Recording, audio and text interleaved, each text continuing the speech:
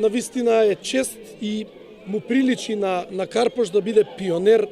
скоро во сите области, па така и во областа на здравата храна и здравиот живот кај најмладите. Впрочем, тоа е нешто што и јас и во кампањата го говорев, а и во целиот мандат се трудам да го спроведам, уште од мали нозен најмладите жители на општината да ги научиме здраво да се хранат и да ги научиме да заштитуваат животната средина. Јас би сакал само да искористам приликата да честитам и за креативноста на тимот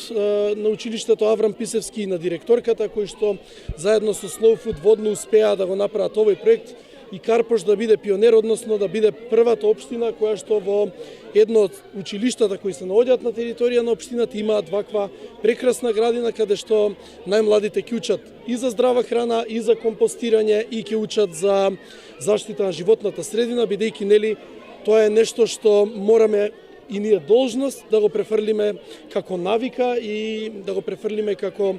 однесување на најмладите генерации, токму тие да бидат чувари на животната средина и на здравата храна и здравиот начин на живење. Ние како општина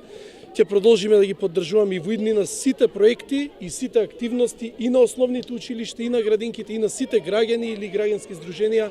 на територија на општина Карпош, кои што имаат за цел заштита на животна средина или подигнување на свеста за користење на здравата храна, особено кај најмладите.